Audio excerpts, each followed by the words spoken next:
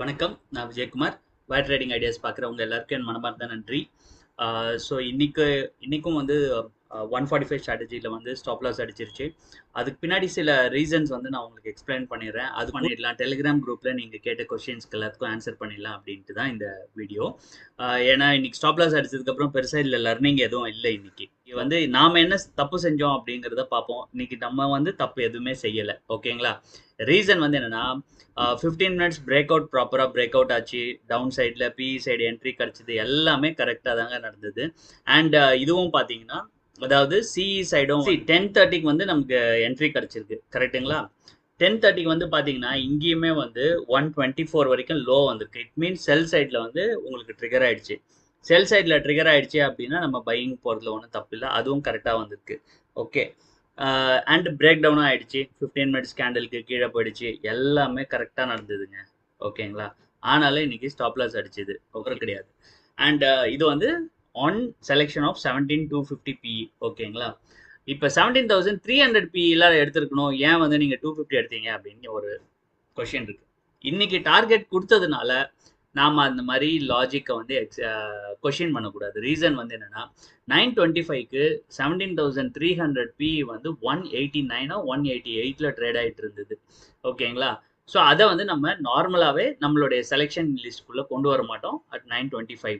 Maybe 930க்கு வந்து அது price கீழே ட்ராப் ஆகிட்டு திரும்ப 190 தாண்டி இருக்கலாம். That is okay. சில பேர் வந்து 930க்கு தான் வந்து 175ஓ இல்லை 180 இருந்தால் கூட பரவாயில்லன்னு சொல்லிட்டு இன்னும் 930க்கு அதை அந்த மாதிரியான ஸ்ட்ரைக் ப்ரைஸை செலக்ட் பண்ணுறாங்க. சில நாள் எப்படி டார்கெட் கொடுக்குதோ அதே போல் சில நாள் ஸ்டாப் லாஸும் கொடுக்கும். இதுக்கு முன்னாடியே இந்த எக்ஸ்பீரியன்ஸ் நமக்கே இருக்குது. ஓகே. சில பேர் வந்து இந்த மாதிரி ஒரு ஸ்ட்ரைக் தள்ளி எடுத்திருந்தாங்க. அவங்களுக்கு வந்து ஸ்டாப் லாஸ் கொடுத்தது, நமக்கு என்ட்ரியே கிடைக்கல. ஸோ இதெல்லாம் மாதிரியான நாட்களும் இருக்கும். ஓகேங்களா? அதனால வந்து ஓகே நம்ம வந்து ஒன்று ஸ்ட்ரைக் ப்ரைஸ் தப்பாக செலக்ட் பண்ணிட்டோம், இன்னொன்று வந்து இது 145 ஸ்ட்ராட்டஜி இனி வேலை செய்யாது, அந்த மாதிரிலாம் எதுவும் கிடையாதுங்க. ஓகே. இதுக்கு முன்னாடியே நமக்கு ஒரு 2 வாட்டி ஸ்டாப் லாஸ் அடிச்ச உடனே இதே வார்த்தைகள் தான் நம்ம எல்லாம் பயன்படுத்தணும். திரும்ப ப்ராஃபிட்ஸ் வர ஆரம்பிச்சதுக்கப்புறம் அந்த படிப்படியாக மறைஞ்சு போயிடுச்சு. அந்த வார்த்தைகளே வரல. ஓகே. அந்த மாதிரிலாம் நினைக்காதீங்க. ஒரு ஸ்ட்ராட்டஜிக்கு வந்து டைம் கொடுங்க. இது ப்ராப்ளம் வந்து நான் என்ன பார்க்குறேன் அப்படின்னா, கேபிட்டல் கம்மியாக இருக்குங்களா, நீங்கள் வந்து உங்கள் சக்திக்கு மீறி ட்ரேட் பண்ணிட்டு இருக்கீங்க. அதுதான், வேற ஒன்றும் கிடையாது. 50,000 கேபிட்டல் இருந்தால் நீங்கள் ஒரே ஒரு லாட்டில் மட்டும் தான் பண்ணணும். அதை விட கம்மியாக இருக்கவங்க கூட நம்ம இந்த ஆப்ஷன் ட்ரேடிங் பண்ணிட்டு இருக்கோம். அதனால தான் இப்போ அவங்களுக்கு வந்து இந்த பிஞ்ச் இருக்கு. என்ன செய்யறது அப்படிங்கிறது தெரில. ஓகேங்களா? அதனால தான் வந்து ஸ்ட்ராட்டஜி வந்து ட்வீக் பண்ணலாமா, அதை பண்ணலாமா, இல்லை பையிங் ப்ரைஸ் மாற்றலாமா, இந்த மாதிரிலாம் யோசிக்கிறோம் நாம. அப்படியெல்லாம் பண்ணோம்னு வச்சுக்கோங்களேன், நம்ம என்னெல்லாம் மாத்திரமோ ஒரு மாறுதலுக்கு பின்னாடியும் ஒரு லாஸ் ஆகிட்டே இருந்ததுன்னா என்ன பண்ணுவீங்க? So we cannot come out of this. இதனால தான் நம்ம இத்தனை நாள் ரீட்டைலர்ஸ் எல்லாருமே வந்து பணத்தை இழக்கிறதுக்கு காரணம் வந்து என்னன்னா, நமக்கு பொறுமை கிடையாது.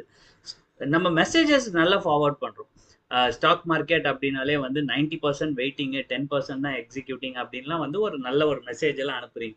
ஆனால் அதை நம்ம இம்ப்ளிமெண்ட் பண்ணுறதுக்கு வந்து வரும்போது நமக்கு அந்த பொறுமை இருக்க மாட்டேங்குது. பயம் வந்தது, ஃபியர் ஃபேக்டர் நிறைய இருக்கு. ஓகே. அஃப்கோர்ஸ் இருக்கும், இல்லைன்னுலாம் சொல்லலை.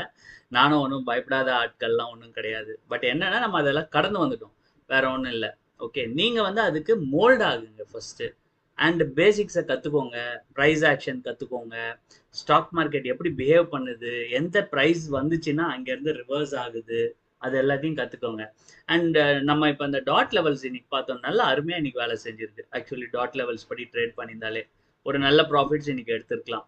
ஓகே. மொத்தம் ஒரு 4-5 ட்ரேட் கிடச்சிருக்கும். அதில் ஒரு 2 ஸ்டாப் லாஸ் அடிச்சிருந்தாலும் மிச்சம் 3 உங்களுக்கு ப்ராஃபிட்டபிளாக இருந்திருக்கும். Overall you will be in profit today. So அந்த மாதிரியெல்லாம் இருக்குது. அதெல்லாம் ப்ராக்டிஸ் பண்ணுங்க. ஓகேங்களா? அதுக்கு அடுத்தது லாஸ்ட் 2 monthsல already it has given 100%. Okay. ஆனால் அதை வந்து இன்னைக்கு சிம்பிளாக வந்து இட்ஸ் அ கேம்பிளிங் ஸ்ட்ராட்டஜி, இதை வந்து யூஸ் பண்ணக்கூடாது அப்படிங்கிற மாதிரிலாம் பேசுனீங்க. சரி, இதுக்கு பின்னாடி இருக்க லாஜிக்ஸை புரிஞ்சுக்கோங்க. இது வந்து it's not a gambling strategy. First understand பண்ணிக்கோங்க. ஓகே. இது எப்படி வந்து இது கேம்பிளிங் ஸ்ட்ராட்டஜி இல்லை அப்படின்னா, இந்த ப்ரைஸ் ஆக்ஷன் ரொம்ப சிம்பிளிஃபைடு வேல வந்து இதில் எக்ஸ்பிளைன் பண்ணிருக்கு. It's a break out strategy. அது உங்களுக்கு புரியுது இல்லையா? அப்புறம் எப்படி இது கேம்பிளிங் ஆகும்? இதுக்கு முன்னாடியும் ஒரு பிரேக் அவுட் ஸ்ட்ராட்டஜி எல்லாம் பல வருஷமா இருக்கு மார்க்கெட்டுக்குள்ள. ஓகே. ஆனா அதுக்கு ஒரு பேரை கொடுத்து அதுக்கு ஒரு ரூல்ஸை டிஃபைன் பண்ணியிருக்காங்க. இதுக்கு முன்னாடி எல்லாம் எப்படி இருந்தது break out strategy? First 15 minutes candle வந்து நீங்க மார்க் பண்ணிக்கோங்க, ஹை லோ மார்க் பண்ணிக்கோங்க, லோக்கு கீழே போச்சுன்னா அதுதான் ஸ்டாப் லாஸ். எவ்வளவு பெரிய ஸ்டாப் லாஸ் இருக்கு. ஆனா இப்போ வந்து என்ன பண்ணிருக்கு, ஓகே நீங்க வந்து ஒரு 175 ஒரு 165 ப்ரைஸை செலக்ட் பண்ணிக்கோங்க, அது ஒரு 30 பாயிண்ட் மூவ் ஆகுது அப்படின்னா அந்த மூவ்மெண்ட் எப்படி நடக்கும்? மார்க்கெட் மூவ் ஆச்சுன்னா தானே உங்களுக்கு ப்ரீமியமும் மூவ் ஆகும். அது பிரைஸ் ஆக்ஷனா இல்லையா? Okay, it's not gambling. அதை நீங்க புரிஞ்சுக்கோங்க ஃபர்ஸ்ட். ஸோ நம்ம வந்து சார்ட் எல்லாம் வச்சு, ஓ இந்த மாதிரி பிரேக் அவுட் ஆகுது, இந்த ப்ரைஸ் இப்படி மூவ் ஆகுது, அதனால ஆப்ஷன் இது மூவ் ஆகுது அப்படியெல்லாம் எதுவும் சொல்லாததுனால நம்ம என்ன நினைச்சிடறோம், ஏதோ ப்ரைஸ் மட்டும் தனியா மூவ் ஆகுது போல, அதுல தான் நம்ம இந்த ப்ராஃபிட் பண்ணிட்டு இருக்கோம்னு நினைச்சுக்கிறோம். அப்படி கிடையாது. இது நிஃப்டியோட மூவ்மெண்ட் தான் ப்ரீமியம்ஸ் ரிஃப்ளெக்ட் ஆகும் இல்லையா? இது ரொம்ப பேசிக், எல்லாருக்கும் தெரியும், சிரிப்பீங்க. பட் இருந்தாலும் இன்னைக்கு நீங்க போட்ட மெசேஜஸ் அந்த மாதிரி இருந்தது. லாஜிக் இல்லாத ஒரு ஸ்ட்ராட்டஜி அப்படின்ட்டு.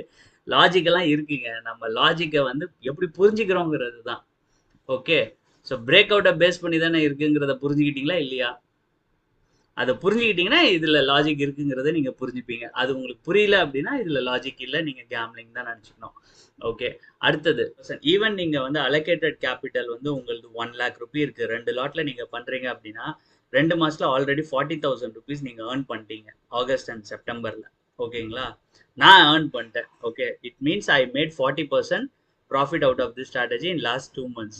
ஒரு வருஷம் பூரா 40% பண்ணா போறோம் அப்படின்னு நினைக்கிறவங்க இதோட நிறுத்திடுங்க. இதுக்கப்புறம் ட்ரேடிங்கே பண்ணாதீங்க இந்த வருஷத்துக்கு. ரீசன் வந்து என்னன்னா, ஒரு வருஷத்துல என்ன நீங்க பண்ணணுமோ அது ஆல்ரெடி யூ மேட் இட். புரிஞ்சுதா? 1 lakh அலோகேட்டட் கேபிட்டலுக்கு 40% பண்ணிட்டீங்கல்ல, வேற என்ன வேணும்? அண்ட் அதுல இப்போ ஆல்ரெடி 9,000 ருபீஸ் லாஸ் ஆயிடுச்சு. ஓகே, போனது போட்டோம். Still you are left with 30% returns. 30% வச்சுக்கோங்க. மிச்சத்தை வந்து பூரா நீங்க ஸ்டடி மட்டும் பண்ணுங்க next 1 year. Don't trade, so that you will not lose any money further. ஓகேங்களா? அந்த மாதிரி பண்ணிக்கலாம். இப்படி தான் டிசிப்ளின் நீங்கள் கொண்டு வந்துக்கணும். பாயிண்ட்ஸ் எல்லாத்தையும் நீங்கள் கன்சிடர் பண்ணுங்க. ஒரு வருஷம் பூரா ஆப்ஷன் செல்லர்ஸ் வந்து இந்த பணத்தை எடுப்பாங்க. எது? இந்த 40% ரிட்டர்ன் அவங்க எடுக்கிறதுக்கு. அண்ட் மோர் ஓவர் இந்த 40%க்கு அவங்க வந்து பல லட்சம் ரூபாயை இன்வெஸ்ட் பண்ணணும். ஒரு 2 லட்சம் ரூபாய்க்கு செல்லிங் பண்ணுறாங்கன்னு வைங்களேன், 2 லாட்டை செல் பண்ணுறதுக்கு 2,25 லட்சம் ரூபாய் வேணும். நீங்கள் அதே 2 லாட்டை பையிங் பண்ணுறீங்க. ஓகே. ஸோ உங்களுக்கு ப்ராஃபிட் யார் கொடுக்குறா? அதே செல்லர்ஸ் தான் கொடுக்குறாங்க. So when you are making 40% return, அவங்க வந்து தே ஆர் லூசிங். ஆனால் என்னன்னா, அவங்க அந்த லாஸை வந்து 2 lakhsல பார்ப்பாங்க. அதனால அவங்களுக்கு அது பெர்சன்டேஜ் கம்மியாக இருக்கும். நம்மளுடைய இன்வெஸ்ட்மெண்ட் கம்மிங்கிறதுனால நம்மளுடைய ரிட்டர்ன்ஸ் பெர்சன்டேஜ் அதிகமாக இருக்கு. இவ்வளோதான் வித்தியாசம். ஸோ அதனால இதை வந்து நீங்க குறைவா எடை போடாதீங்க. இது ரொம்ப சிம்பிளிஃபைடு வேல வந்து எக்ஸ்பிளைன் பண்ணியிருக்கே தவிர ஸ்ட்ராட்டஜில எல்லாம் வந்து எந்த ஒரு இதுவும் இல்லை. ஓகே, இதுல நீங்க மாடிஃபை பண்றீங்க, ஏதோ பண்றீங்க, பட் ப்ராஃபிட்டபிளா பண்ணீங்கன்னா ஓகேங்க, நீங்க என்ன வேணா பண்ணுங்க. ஆனா நாளைக்கு வந்து இந்த ஸ்ட்ராட்டஜியை வந்து பண்ணிட்டு நம்ம லாஸ் ஆயிட்டோம் அப்படிங்க மட்டும் ஆயிடக்கூடாதுங்கிற ஒரே வருத்தம் தான் எனக்கு. ஏன்னா நான் சேனல் ஸ்டார்ட் பண்ணதோடைய நோக்கமே வந்து every trader has to be ப்ராஃபிட்டபிள்ங்கிறது தான். கடைசியில் நான் எக்ஸ்பிளைன் பண்ண ஒரு ஸ்ட்ராட்டஜியை பேஸ் பண்ணி நிறைய பேர் லாஸ் பண்ணுறாங்க அப்படிங்கிற பேர் வந்துடக்கூடாதுங்கிறது தான். அந்த ஒரு பயம் தான். அதனால தான் நான் எச்சரிக்கிறேன். அண்ட் நிறைய நியூ கம்மர்ஸ் இருப்பீங்க. உங்களுடைய மோட்டிவேஷனுக்கு நான் ஒன்று சொல்கிறேன். நீங்கள் வந்து கரெக்டான ரிஸ்கை மேனேஜ்மெண்ட் பண்ணீங்க அப்படின்னா ஈவன் 25 ட்ரேட்ஸ் நீங்கள் கண்டினியூஸாக லாஸ் பண்ணிங்கன்னா கூட, அதாவது 50,000 கேபிட்டலில் நீங்கள் ஒரு லாட்டில் ட்ரேட் பண்ணிட்டு இருக்கீங்க அப்படின்னா, நீங்கள் கண்டினியூஸாக 25 நாட்கள் ஒர்க்கிங் டேஸ் லாஸ் பண்ணீங்கன்னா கூட you will have money to trade. Okay. ஆனால் இன்னைக்கு 4 நாள் லாஸ்லேயே வந்து இவ்வளோ பதறோம் அப்படின்னா அப்போ நிறைய பேர் வந்து நீங்கள் லாட் சைஸை இன்க்ரீஸ் பண்ணி ட்ரேட் பண்ணியிருப்பீங்கிறது எனக்கு புரியுது. தயவுசெய்து அந்த மாதிரி இருந்தீங்கன்னா திரும்பியும் கம் பேக் டு டிசிப்ளின். ஏன்னா லாஸ்ட் வீடியோலையும் நான் சொல்லியிருந்தேன், டிசிப்ளின் ரொம்ப இம்பார்ட்டன்ட்டு. இந்த 50,000 இருந்ததுன்னா நீங்கள் ஒரே ஒரு லாட்டில் மட்டும் பண்ணுங்கள், டோன்ட் இன்க்ரீஸ் த லாட்ஸ் அப்படின்னு. இதையும் மீறி, அதாவது 25 நாள் ஒரு ஸ்ட்ராட்டஜி தொடர்ந்து லாஸ் கொடுக்குமா அப்படின்னு எனக்கு தெரியல. அதுவும் ஆல்ரெடி ப்ராஃபிட் கொடுத்த strategy. There are strategies, okay 25 டேஸும் லாஸ் கொடுக்குற ஸ்ட்ராட்டஜியும் இருக்கு. அது வேணும் லாஸ் பண்ணணும்னு சொல்லி அந்த ஸ்ட்ராட்டஜியில் பண்ணதான் உண்டு. நமக்கு வந்து இதை அந்த மாதிரி கொடுக்காது. ஓகே, கன்சாலிடேஷன் ஃபேஸ் நடக்குது, ஏதோ ஒரு டிசிஷன் எடுத்து மார்க்கெட் மூவ் ஆகும், அப்போ வி வில் மேக் ப்ராஃபிட். ஆனால் அது வரைக்கும் நீங்கள் பொறுமையாக இருக்கணும், உங்களுக்கு ட்ரஸ்ட் இருக்கணும் ஸ்ட்ராட்டஜி மேலே, அண்ட் உங்கள் மேலேயும் ட்ரஸ்ட் இருக்கணும். ஓகேங்களா? ஸோ இதான் எனக்கு சொல்லணுமா இருந்தது. Have trust, have patience. Okay. இல்ல அப்படின்னா நீங்க வந்து இந்த மாசத்த விட்டுருங்க. தீபாவளி எல்லாம் முடிஞ்சதுக்கு அப்புறமா வந்து நீங்க திரும்ப ஸ்டார்ட் பண்ணுங்க. அப்போ மார்க்கெட் ஏதோ ஒரு இடத்துல வந்து திரும்ப மொமெண்டம் ஸ்டார்ட் பண்ணும். எய்தர் டவுன் சைடோ இல்ல அப் சைடோ. ஓகே. அதுக்கப்புறம் ரிசல்ட்ஸ் எல்லாம் வர ஆரம்பிக்கும். Second quarter and first half 2மே. ஸோ இந்த ரிசல்ட் சீசன் வந்து கொஞ்சம் எல்லாராலையும் கவனித்து விடுற ஒரு ரிசல்ட் சீசன். அதனால இந்த மாதிரி மார்க்கெட்டை ப்ரிப்பேர் பண்ணுவாங்க. கொஞ்சம் கீழே இருக்குவாங்க. அது கூடவே வந்து யூஎஸ்லயும் இந்த ரெசெஷனுடைய மெசேஜஸ் இப்போ வந்துகிட்டு இருக்கு. ஓகே. வரப்போகுது வரப்போகுதுன்னு பூச்சாண்டி காட்டுறாங்க. அது என்ன ஆகுதுன்னு தெரியல. ஸோ அது எல்லாம் சேர்ந்து தான் வந்து மார்க்கெட்டை நமக்கு இங்கே மூவ்மெண்ட் இந்த மாதிரி ஆயிட்டு இருக்கு. Once we come out of this we will make profits bros. ஓகேங்களா? ஸோ அவ்வளோதான் எனக்கு சொல்லணுமா இருந்தது.